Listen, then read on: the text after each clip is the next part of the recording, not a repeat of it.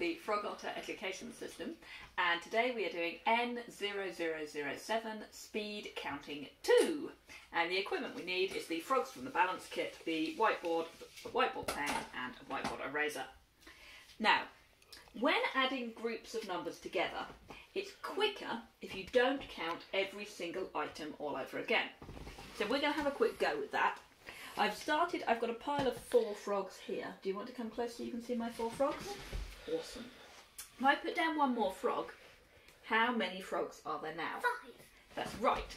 Now it's quicker to go 4, 5 than it is to count 1, 2, 3, 4, 5. Yes? Brilliant. Now we're going to start with 10 frogs.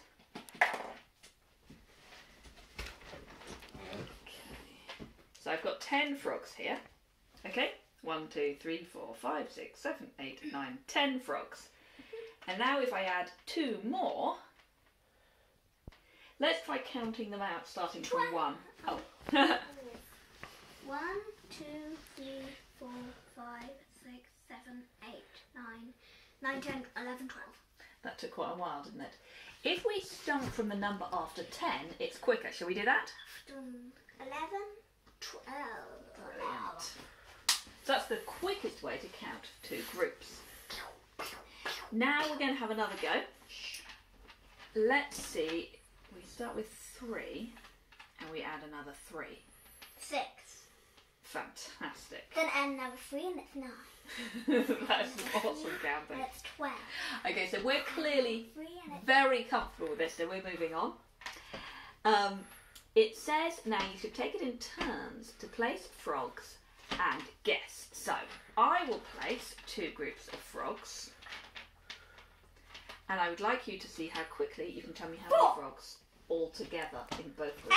8! Well done. That's very good. Both groups had 4, didn't they? Okay.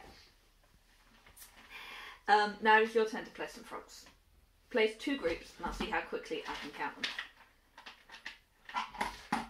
Are these the 2 groups? Yeah. Oh, I know there's 19 because there's 19 frogs in the pack. Dad, Mum, you're not allowed to do that. Why not? Is that cheating? Okay. Your turn. How many frogs? There's a pile of 5 and a pile of 2. 7! That's very good. Do you want to set another pile for me? What are you going to do with the whiteboard stuff? Well, we can do one more of these to show that we can. Okay, these are quite big piles. This one is a pile of 5, and this one is a pile of 8, and 8 and 5 is 13. Clever. I am clever, yes, thank you very much. Okay, now the next time we're going to do is to have a go at writing the piles on the board. So, rather than having piles of frogs, we're going to write down some numbers. So if we had 3 frogs in one pile and 2 frogs in another, how many frogs would we have altogether? 5 frogs. We would. Can you write a 5? Ooh, that's very close. When we write a 5, we'd start. Could you stop? We'd start with the head, and then we do the tummy, and then we go back and put a hat on. Can you do that? Well, we start with the head, then we give it a tongue, then we put a hat on. That's almost the number of 5, but not quite. Can you see any differences between your 5 and mine? Could you do a proper 5 for me, please? Okay. I can't do the face, right? No. Oh.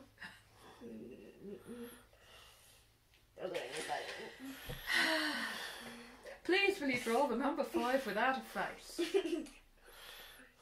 Then how will it be alive? What happened? Okay, that's pretty close. Okay. I can tell that you're enjoying drawing with the whiteboard. Whiteboards are a lot of fun to draw on.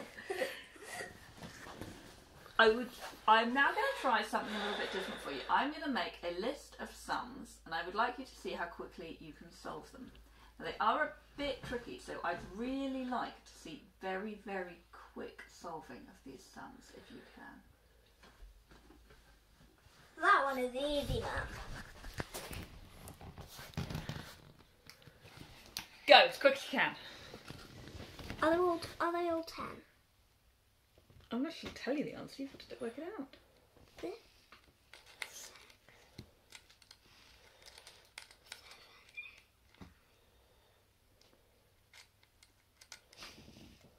It is 10, isn't it? You can use the frogs if you get really stuck. 10. 10. Are they all 10? They are all 10. These are really special numbers. These are our number bonds to 10. Now, most grown-ups learn them by heart at some point because it makes adding much, much easier. 6 and 4 is 10. 5 and 5 is 10. 7 and 3 is 10. 8 and 2 is 10. 9 and 1 is 10. And we call these our number bonds to 10. Okay. The 5 plus 5 and 1 plus 9 were the ones which I thought were obvious. Yeah, you can. Thank you very much for joining us. I hope you'll come again.